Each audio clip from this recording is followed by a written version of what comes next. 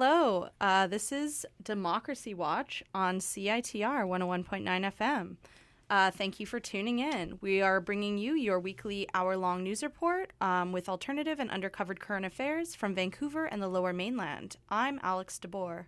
And I'm Christina Song. It's Thursday, March 1st at 5:08 p.m.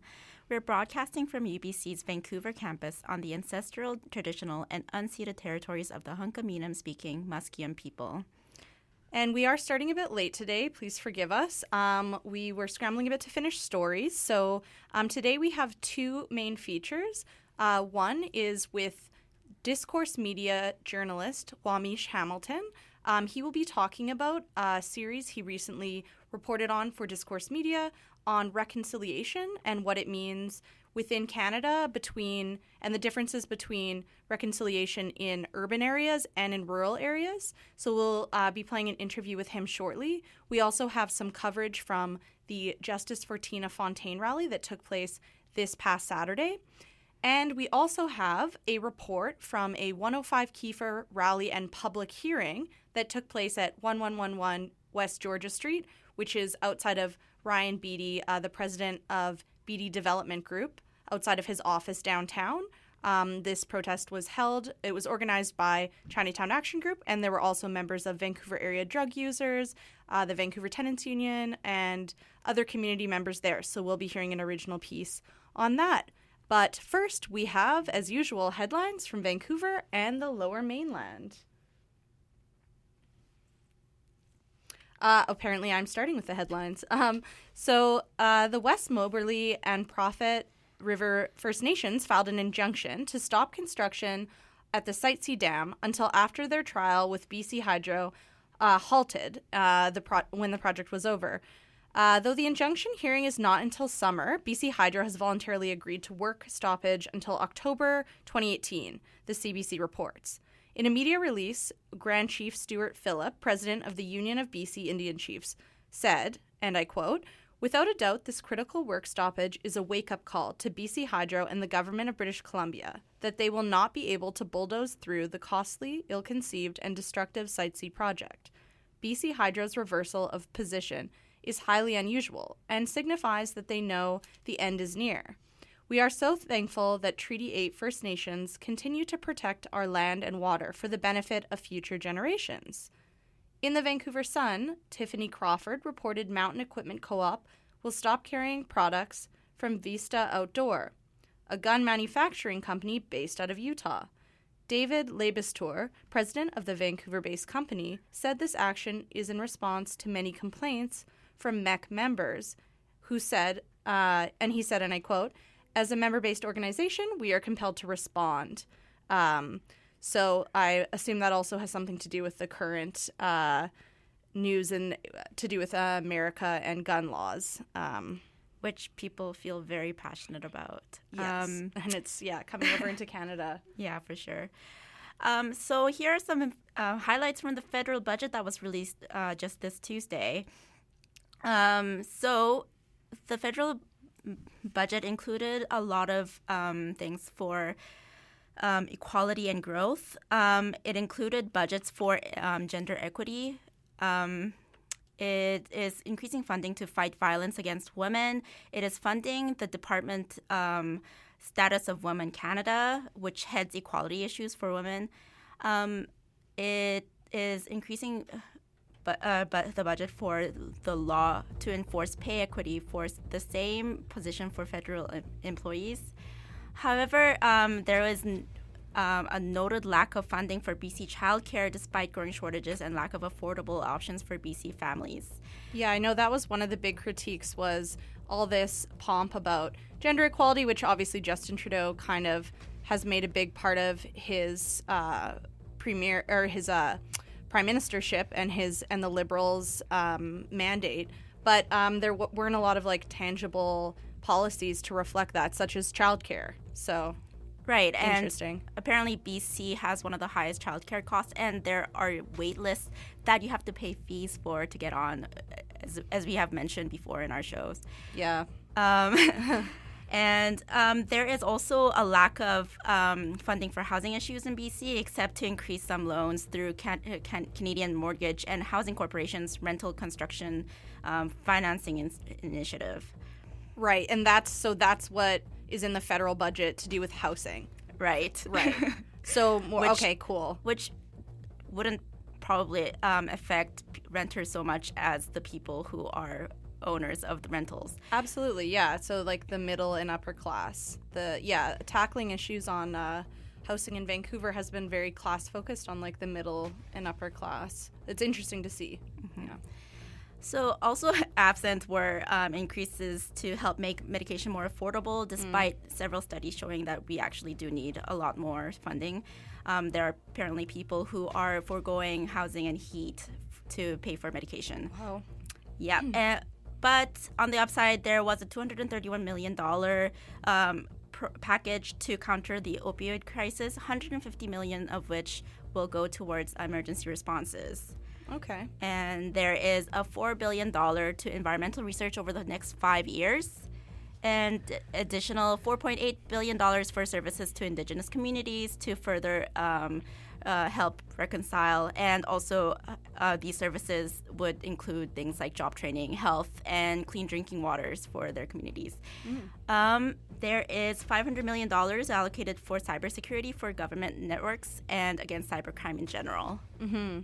I also heard on The Current the other day that in the federal budget there is, I think it's $50 million allotted for journalism, for local journalism startups. I also heard that, and I'm not sure what $50 million is going to do for an industry that's worth much more than that, but is still in the hole. Yeah, absolutely. I think it's going to fund like 10 to 15 local journalists nationally. So thanks. Yeah, I mean, it's better than nothing, but it's almost nothing. So that's another thing. Moving on with headlines. Court proceeds with case against companies for oil spill in English Bay despite the absence of defendants. So 3 years ago, nearly 3,000 liters of bunker oil leaked from a tanker, the Marathasa, into English Bay. It was the largest oil spill in waters surrounding Vancouver to date. And although several changes are now laid against Marathasa and Alasia, the company managing the ship, neither companies appeared at the court session in BC Provincial Court. Alasia maintains that BC has no jurisdiction to handle this case. Judge Karen Denhoff, presiding over the case, ruled previously that the trial would proceed with or without them. Was I pronouncing those names correctly, Christina? Well, personally, I'm not sure how to pronounce them, but okay. I think it's Marathasa and Alasia. Okay, cool. I know you've been covering this more closely than I have, so. It's actually a Greek name, so it's pretty hard to figure. So next, City of New Westminster redresses having turned a Chinatown site into a dog park. Yep, that's a real headline. Yep, literal dog park. Yes. 842 Agnes Street was home to the Chinese Benevolent Association in New Westminster since the early 1900s. But after much of the Chinese population in New Westminster had immigrated to other parts of the Lower Mainland, the building and site was donated to the city in an act of goodwill. But after the donation, the city promptly demolished it and left it as an empty lot until 2009, until it was made into an off-leash dog park. However, since then, the city has slated to turn it into a regular public park. Right. City officials have been meeting with the Chinese Canadian community in an attempt to reconcile. They apologize for the racist policies of the past and the lack of respect concerning the historically significant site. The city cited lack of funding as to why the city has failed to address this until now, but there are people who think that there was just no real initiative or interest by the city to reconcile with the Chinese community about this. Yeah, totally. It was interesting to read this, and I also hadn't realized that New Westminster had the second largest Chinatown, at least on the West Coast, second to Victoria until a few decades ago. So there was a really lively, I think it was the 70s, 80s, but there was a really lively Chinese-Canadian community in New Westminster. And I think it'll be interesting to see how the city of New West is able to commemorate that community in a park form, if that includes like a statue or a plaque or something more. Be interesting to see. Yes, maybe a community center. Maybe a community center. Yeah. I actually lived 5 blocks away from this site. Oh, do you? And I had no idea that was what it was before. Yeah, how would you? Right. Yeah. Cool. All right. Well, those are our headlines from Vancouver and the Lower Mainland. Please stay tuned to Democracy Watch. You're listening to Democracy Watch on CITR 101.9 FM. We are the News Collective, and we will be back with you shortly with more local undercovered reporting. Stay tuned. Hey there. My name is Callum Ng, the Executive Director of BC Athlete Voice. We're an athlete-focused organization helping British Columbia's athletes become their best. How do we do that? Well, if you're a BC athlete, we can help you with pretty much everything related to leadership, advocacy, and education. For example, we can help you find funding, start a new athlete group, or develop better public speaking skills. It's all at bcathletevoice.ca. And don't forget to look for us on Twitter and Facebook by searching BC Athlete Voice. Check it out.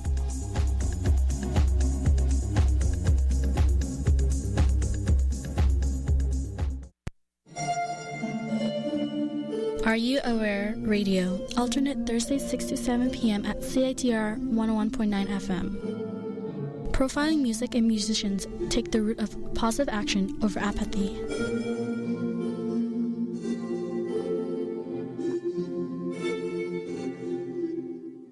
Tune in every other Sunday from 3 to 4 p.m. for Blood on the Saddle with your host Dan N. For real, authentic country.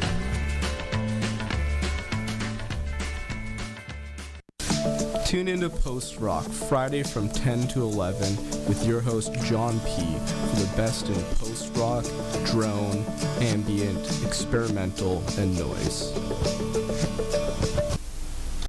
Tune in every other Sunday from 3 to 4 p.m. for Blood on the Saddle with your host Dan N. for real, authentic country.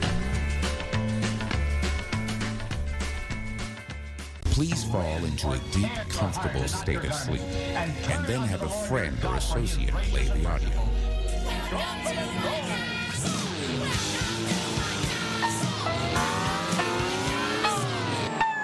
I think you should straighten up a little bit. I think you should look at yourself in the mirror sometimes and say, look, what am I doing? Why am I this way? You need a kick in the ass once in a while. Fridays from 2 o'clock to 3:30 p.m., it's the Beppy Crespin Presents radio show. It's CITR's 24 hours of radio art in a snack-sized format. Difficult music, harsh electronics, dark ambient, drone, spoken word, cut-up, collage, and general Crespin weirdness. Beppy Crespin Presents, Friday at 2 o'clock on CITR FM 101.9. Streaming at theplayer.citr.ca.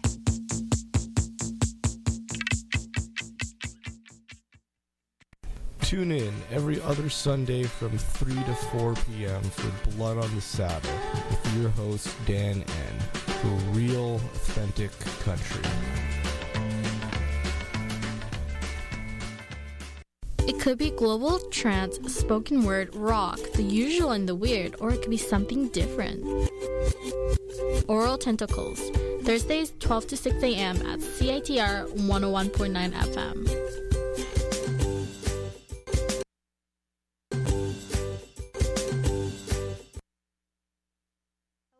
And we're back with Democracy Watch on CITR 101.9 FM. My name is Alex DeBoer, and I'm here with Christina Song and also Steph Woods, our other News Collective member, who has not yet introduced herself. Welcome, Steph Woods. Thank you. Yeah. So could you tell me, we're about to listen to a bit of a soundscape you did based on tape that was collected at the Tina Fontaine rally, Justice for Tina Fontaine, this Saturday, which took place in front of CBC. I was actually there. Were you there, Steph? No. Okay. So I was there. The tape we got was from CITR member Rachel Lau. and it's a collection of speakers and live music and drumming. So besides demanding justice for Tina, what is the feel you get from this soundscape? What you and News Collective member Ola Olamide tried to piece it together into something a bit creative. Could you just tell us a bit about it? Yeah, sure. So a lot of the speakers, they talked specifically about becoming reconnected with Indigenous knowledge, Indigenous ways of knowing, and while a lot of them did talk about feeling anger and sadness, there also was a lot of positivity and belief in things going forward and re-seizing their own indigeneity and sovereignty. Cool. Awesome. Well, thanks for laying that out for us. We're going to go to the clip, and then it's going, the soundscape. It's about 3 or 4 minutes in length, and then we are going to hear an interview that you and Ola did with Wamish Hamilton of Discourse Media on his series, which is tangentially related on Indigenous justice, but he was focusing on different types of reconciliation between urban and rural communities in Canada. So first, let's hear your soundscape from the Justice for Tina Fontaine rally. Here we go. I'm just grabbing it right now. Okay.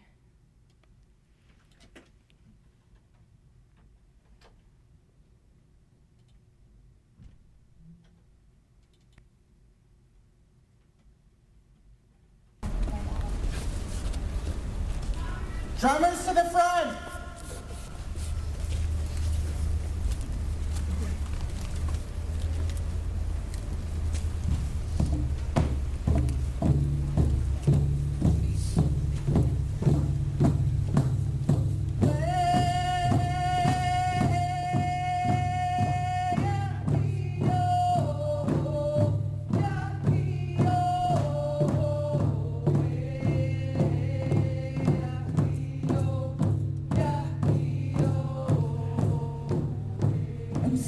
Angry.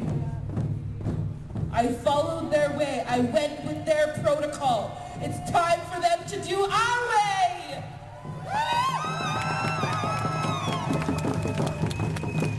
We see the gaps. We are the experts. We know what needs to happen. We have the solutions. You say for Tina, justice for Tina! Justice for Tina! When I say no justice, you say no peace. No justice, no peace. No justice, no peace. No justice, no peace. When I say stand up, you say fight back, stand up. Fight back, stand up. Fight back, stand up. Fight back. Our love is in us, are so beautiful. Everyone say, I love you to the person next to you. I love you. I love you. Yeah. That sounds good. I love you. I love you. I love you. I love you. I love you.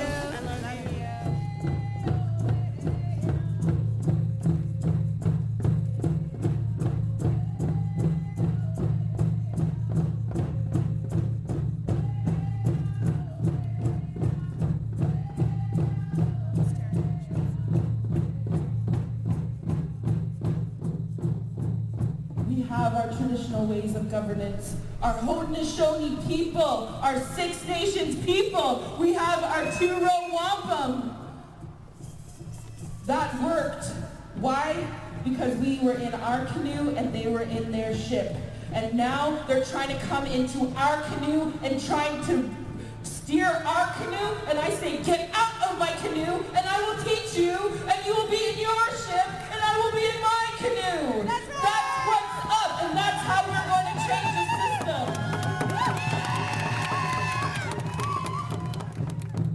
What do? We're angry. Yes, we're angry. I need this city to stand up and say, stop it. Gregor, enact Bill C-36. Protect the women, not the jobs. Push back the developers that are causing even further displacement to our most vulnerable.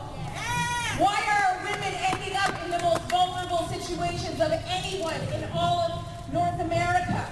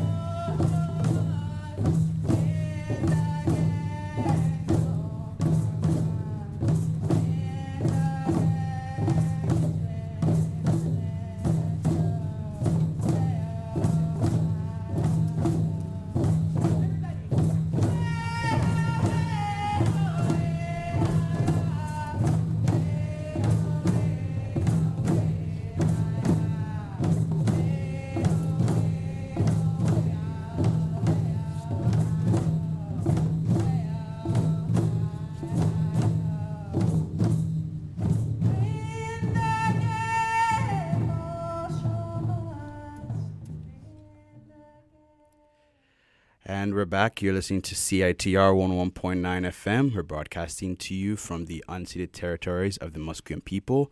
Welcome to Democracy Watch, CITR's current affairs news show. Right now, you just listened to a soundscape of what was going on at CBC Vancouver this Saturday. Democracy Watch reporters were there collecting tape, and it was a interesting event. So right now we have like an interview coming up. We're gonna introduce it right now. Stephanie. Hi, thank you. So we interviewed Wamish Hamilton. He's a reporter with Discourse from Port Alberni, the Hoopachasset First Nation. And we spoke to him about a series that he did recently about what reconciliation looks like in smaller rural Indigenous communities in Canada. And through his research, he found that discrimination is still especially more widespread in these areas. And so we spoke to him about how local reporting can play a role in basically addressing that discrimination. Yeah, thank you very much. Okay, so we're just going to go right into the piece right now. We hope you enjoy it.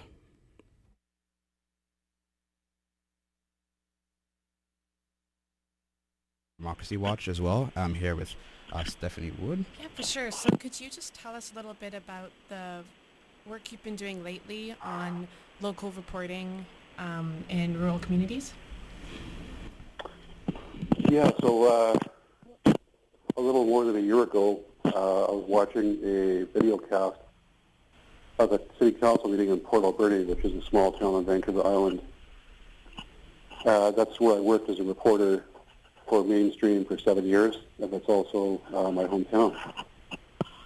So that being said, I was watching the city council meeting, and at that meeting, there was a city councilor who presented a motion to change the name of the city street because its namesake was a racist former MP who was pro-residential school, pro-Japanese internment, anti-Asian immigration, the list goes on.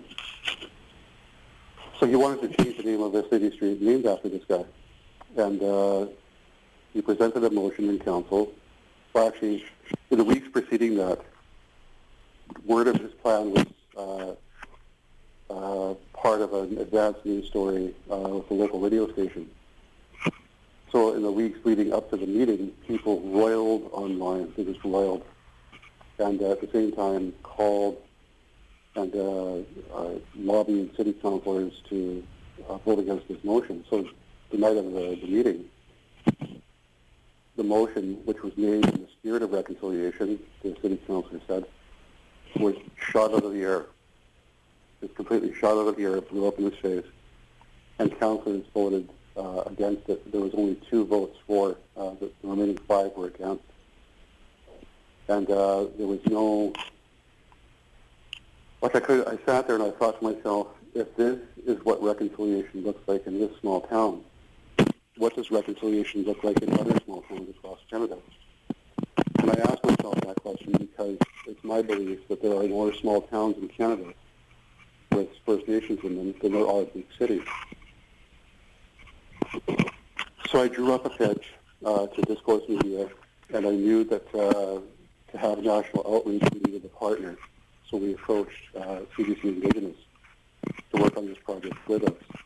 And the result was we looked at what reconciliation looked like in Port Alberni, in Kenora, Ontario, in Lethbridge, Saskatchewan, and in St. Paul, Alberta. And we found some common things, chief of which was the discrimination that Indigenous people feel leveled at them by residents in these small towns. And the discrimination is the chief issue, and the almost hopelessness of any kind of reconciliation happening in these small places. Can you explain a little bit how that may parallel with the Colton Bouchy and the Tina Fontaine cases, because they were both from rural communities? Yeah, well, the Bouchy is, if I remember correctly, one of his parents came from Saskatchewan Red Pheasant First Nation in Saskatchewan. And his other parent came from just across the border in Montana. So he was up in Saskatchewan with one of his parents when he was killed. And Tina Fontaine was from, I believe the incident happened in Winnipeg. Having said this, she was from a small First Nation. And the parallel would be that they came from places where the discrimination is consistent with what our series found with small town reconciliation. And it's the common denominator between the two of them is that they were both so young. They're just youth. They're just kids. That was a common thing between them. But there was the discrimination chiefly, which we found in 4 of these places. It rang through listening to the Boucher case and into the Fontaine matter. As an aside, in the course of doing my interviews for the small town reconciliation story in Coil Burning, there was a young guy I spoke to who had roots in Saskatchewan. He was one of my chief interviews. And he was saying when he goes to small towns, some small towns in BC, he walks around with Indigenous friends. They get catcalled because they're Indigenous, and they worry about being beat up. And I remember him saying, I get a worse feeling when I'm in Saskatchewan. That place is bad. Cool. Thank you so much. I was wondering if you could tell me if there's anything missing from the media's coverage of reconciliation in local communities and also in those particular 2 cases. I can't speak in depth about those 2 cases, but as an observation, for instance, the discrimination in the 2 cases, particularly the Boucher case,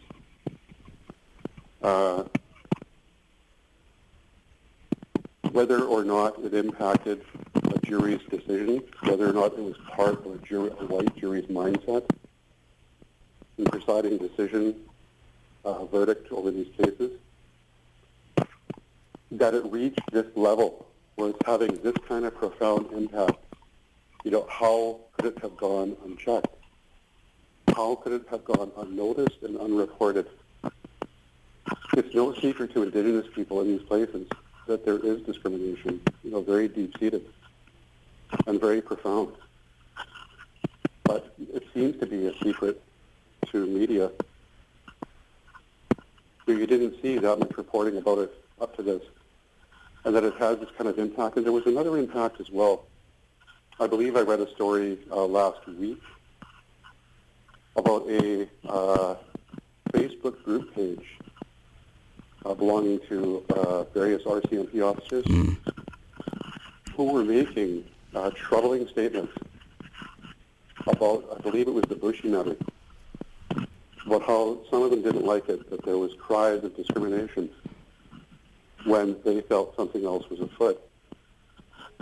That this kind of discrimination is a part of some RCMP officers' mindsets, not all, but some, that it's part of the mindset of, for instance, that it may be part of the mindset of some juries, for instance, is troubling. It's not just small town slights towards Indigenous people now. These are 2 very profound examples of discrimination that, like I said earlier, has gone unchecked and unnoticed publicly and unscrutinized by media. And it's, to be fair to media, there's not a lot of reporting anymore from these rural areas. It's not any secret that among the newspaper cuts to have happened in the last 5 years, 6 years, the first fall with the small media outlets in these small places. That being said, up to their closure, even when times were good, they still weren't reporting on this issue. It was never held it's the kind of discrimination that we've heard about with these two cases. It's a dark, dark thing that media a long time ago could have shed a bright light on. They could have held it in the spotlight. They could have held a mirror up to the people who do it, to the population that it's part of the mindset of, and dared them to look back at the reflection. And that it doesn't just affect those two places. There was a news story in an American Indigenous media outlet just this week about a Indigenous family in Montana, which is just across the border from Saskatchewan, that is suing, that has brought a school district in Montana to court because they were barred from entering a high school basketball tournament because they weren't white. This is not hearsay. I actually read the court documents that this was contained in. So in that region, I'm speaking regionally, just forget a moment that there's a border. There is a problem. There's a deep-seated, issue that, again, has gone unchecked and unnoticed and is beginning to leak out and have these profound effects. We're wondering if you could speak a little bit more on the local media reporting, especially giving the I guess great media swap off of Toronto Star and Post Media and just how they're just all being hatcheted away, right? How do you see that going? Is it going to get better? Media coverage of Indigenous issues, especially in small regional communities. It's a tough sell. In most of these small places, it's like a standoff relationship between media and First Nations, and it's got a deep history. It's not without reason. I mean, there was a time in BC's history, and I can think of a couple of instances from my hometown a long, long time ago, when Indigenous people were egregiously misrepresented in media. I can think of just a terrible instance where that happened in Alberni, and I believe it was the mid-1970s. That's recent history. So there's a basis for distrust between media and between First Nations. Having said this, this isn't the case in all places. Some newspapers do make an effort to provide comprehensive coverage of First Nations in their coverage area. For instance, the Terrace Standard in Terrace, BC, it gave liberal coverage of the negotiations for BC's first modern-day treaty, the Nisga'a Treaty. Now, that coverage included people who were against the treaty, including a colonist during that period of time. But having said this, the hard journalism about the treaty, which was contained in the first pages, the letters to the editor, to the newspaper, they reflected a diverse set of opinions, but there was hard coverage, of the treaty. The newspaper I worked for, the Alberni Valley News, situated in the Alberni Valley, is a black press paper. It was a weekly when I worked there, and we did what we could to cover Indigenous issues regularly. There were other things that we covered, and we were hampered by. And it's not just us. There was, other newspapers are hampered by hatcheted budgets, fewer people in the newsroom, less resources, and less time to cover things. But many I see still, like the Alberni Valley News, still try to make a concerted effort to cover Indigenous issues. Now, having said this, that's mainstream. People forget that there are Indigenous news publications that cover Indigenous news. I'm speaking specifically of Hashilsa News, for instance, which is based on the west coast of Vancouver Island in the Nuu-chah-nulth territories. There was also First Nations Drum, which is a news publication that covers Indigenous issues. And we can't forget CFNR, the radio station, Indigenous themed radio station which is based out of the north and now has a license to operate out of Vancouver, that covers Indigenous issues both on radio and on the web. So we can't forget these small outlets that trudge away, and largely go unnoticed with Indigenous news coverage. Mm-hmm. So mainstream, I have to say, while they still try, and although we're living in a more enlightened time where more is expected of media with respect to First Nations issues, and I'm speaking specifically of the Truth and Reconciliation calls to action that were directed at media, media can say now, well, we have less budgets, we have less people in the newsroom, our time is constrained. I understand that. I've worked in some of those newsrooms. But having said this, back when times were good, that coverage was still wanting. That coverage wasn't good enough. There's a real chance, despite the hatcheting of newsrooms, the hatcheting of budgets, there's still, I believe, an opportunity to make things better, to improve it. Doesn't have to be the way it is. I had mentioned the Truth and Reconciliation calls to action. This is something that's been on my mind for a while.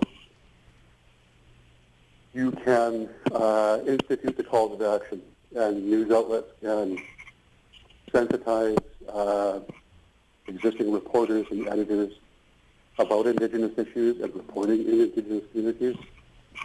You can make a concerted effort to encourage and then to hire more Indigenous journalists to be part of the newsroom. Having said this, and you can encourage journalism schools to up their game in teaching reporters how to work with Indigenous people, report on Indigenous issues, and report in Indigenous communities. But in my own opinion, this is going to be all for naught if you're not educating Indigenous leadership about who journalists are, what journalism is, and why journalists do what they do, particularly when it comes to the coverage of public bodies such as City Council and School Board, which I covered for 7 years back in my hometown. Until that happens, until there's an understanding that's reached between the two, we won't see better, more comprehensive coverage. When that happens, you'll start to see you'll see improved access, and by extension, improved coverage. Thank you so much. That's it for me. Thank you for your time. Cheers, very good. Thank you for having me on. I'm glad I could help. Thank you. Thank you so much. Cheers. All right. Thanks for listening. This is Democracy Watch on CITR 101.9 FM. We just heard an interview with News Collective members Steph Woods and Olamide Olaniyan with Discourse Media reporter Wamish Hamilton. We want to apologize for the audio quality there. Unfortunately, what Wamish was saying was made a bit obscure by whatever reception he had. So really sorry about that to our listeners. But hopefully you could hear some of what he was saying because he had some great insights. So we're now going to move on to a piece I reported on a 105 Kiefer rally and public hearing that took place on Monday in front of BD Development Group, one of their offices downtown on West Georgia Street. So take a listen, and I'll give you a bit more background after it's done. Here we go. BD, you can hide. We can see your greedy side. BD, you can hide. We can see your greedy side. BD, you can hide. We can see your greedy side. BD, you can hide. We can see your greedy side. Say it loud. On a cold February morning, Chinese Canadian seniors and young activists gathered in front of 1111 West Georgia Street, the office of Ryan Beatty. After a long-fought victory preventing the development of 105 Kiefer, a lot in the heart of Chinatown, members of Chinatown Action Group, the Vancouver Area of Drug Users, and the Vancouver Tenants Union came together with one final demand: Here's Yuli Chen of Chinatown Action Group. The main message is we want 100% social, affordable housing at the site.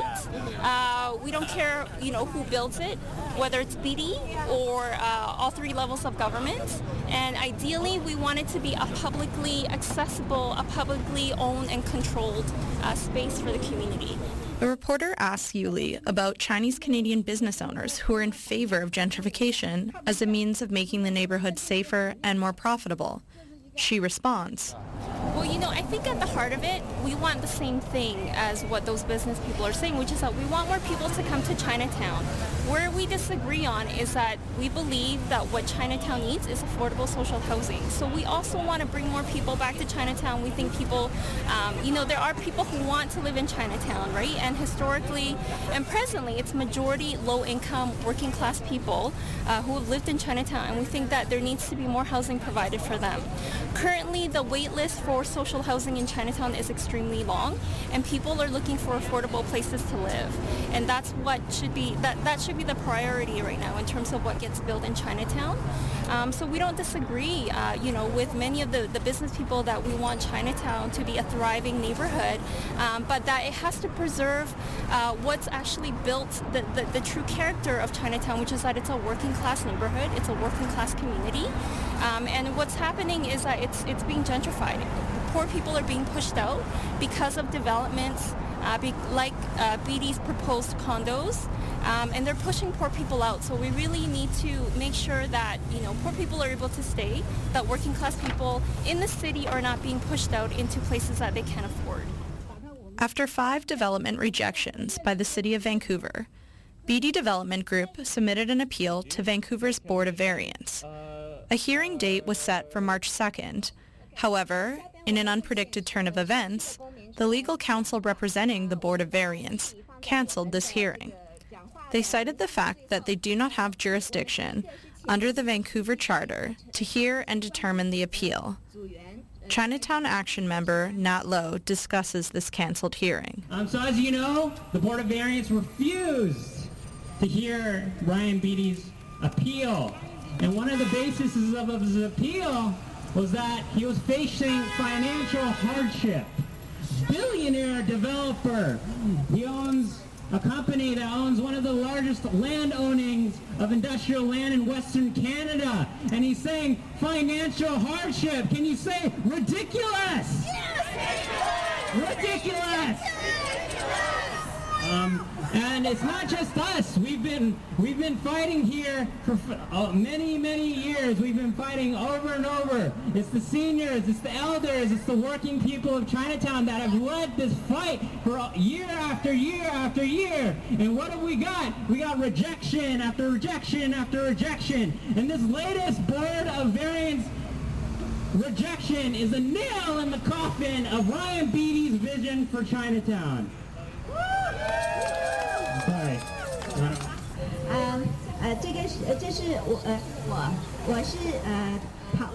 Despite this nail in the coffin, Chinatown Action Group went through with the rally and public hearing in front of BD Development's downtown office. The public hearing, titled BD versus the People, was intended for both community members in Chinatown and BD Development President Ryan Beatty to speak on 105 Kiefer. Chinatown Action Group repeatedly invited Ryan Beatty to come down from his office on the 17th floor and defend his latest application and appeal. Are you listening? Are you listening up there? Do you have one of your cronies down here to pass you the message? We're inviting you down to speak to us, to speak to the seniors, to speak to the community, and to do the right thing. Right.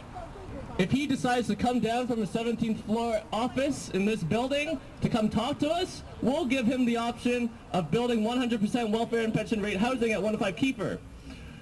If not, he just has to leave Chinatown. Is that right? All right. So for the next part, we're going to invite some members of the community to speak at this community hearing. We want to hear what everyone has to say about what they think of 105 Kiefer. Obviously, we'd like to see what Ryan Beatty thinks about 105 Kiefer, so we'll put him on at the end of the list. All right? With Ryan added to the end of the speakers list, the public hearing proceeded, with Chinatown seniors and community members speaking alongside Chinatown Action Group organizers. The voices discussed the displacement and poverty that results from gentrification. My name is Guan Yuying. I have lived in Chinatown for 8 years, and I want to tell you what I have saw and what I have lived. And Chinatown is a place for low-income people.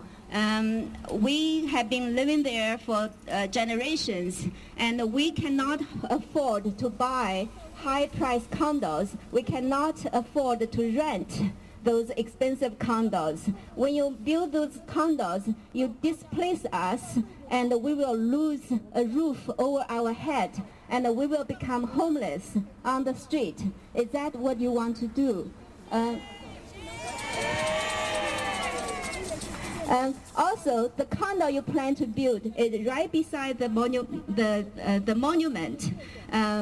The monument was built to memorize, to remember the pioneers who built the Chinatown, the people who built the Trans-Pacific Railway, and they died for us.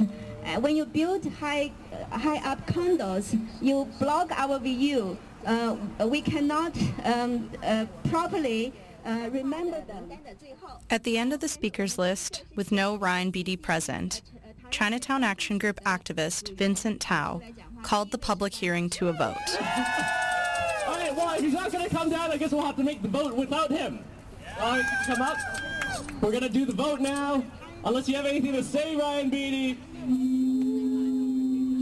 Awful. This is disgusting. Hame, can you come up here? We're going to make a vote now. So, we're going to do a community here. We're going to do the vote for 105 Key for the final fate of the site. Who here, if you want 100% welfare and pension rate housing at 105 Kiefer with a senior space that's free, intergenerational for seniors to party, put up your hand right now. OK， 我们现在进行投票。既然Ryan Looks like a pretty good vote. Let's ask the other question. Who wants 100% luxury condos at 105 Kiefer?